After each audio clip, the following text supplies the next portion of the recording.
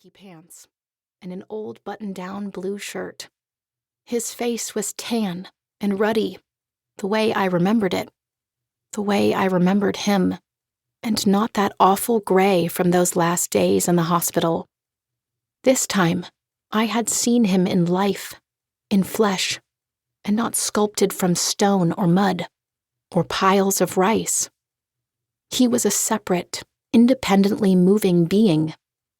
He turned and waved his hand at me once, that big, soft hand, so at odds with his sharp-cornered body.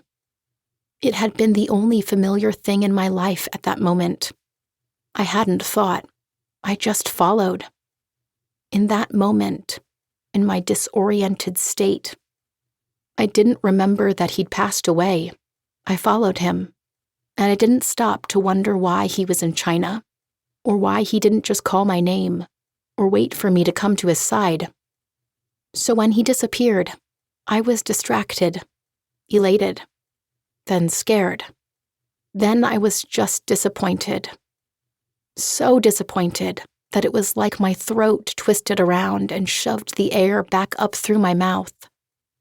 My eyes smarted with tears that I hadn't shed, even though it was probably the worst thing in the world to do, right there on a sidewalk in Shanghai.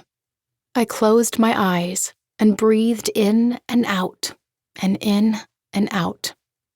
When I opened them, I saw bright eyes, a flash of a smile. A man was looking right at me, as if he saw something I couldn't. "Sir?" I yelled without thinking. "Sir, please." Please let him speak English. I want to think that there is some logic to why I chose Cal that day, or to why he responded. It was silly, calling to a face across a crowd, to someone who may not have heard me above the busyness of people walking and talking on phones, or swishing by on bicycles and scooters. But after a moment, the man came toward me, and as he did, he looked at me with something like recognition, except that wasn't quite it either. His surprise made my belly tense. He'd seen me. No one had seen me in months. My mother was wrapped up in her trying to adjust to a life without the man she'd been with for more than 30 years.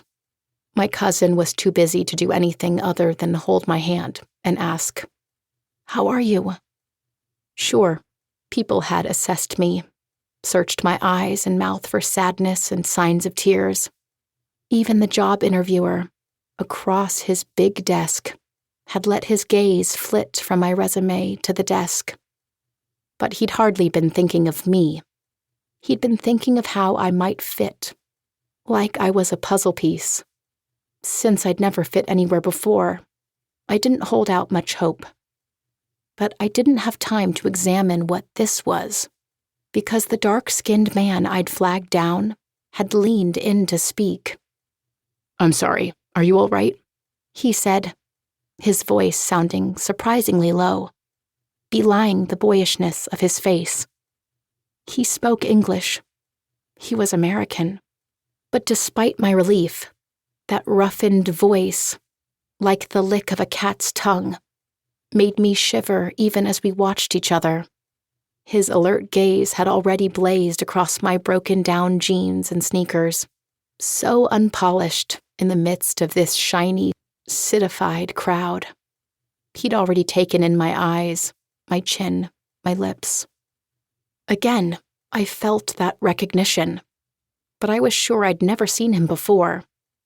"I don't know where I am," I said. "I'm completely lost." The man rubbed his hands through his curly hair.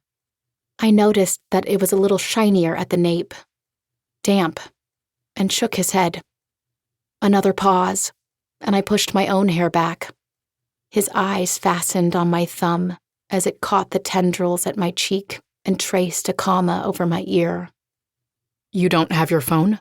he asked. "I left it charging in my hotel room," I said, my voice a little high. I was nervous. Why was I nervous? My lips pressed together. "I'm leaving tomorrow, so I thought I'd just step out for a few moments," I added.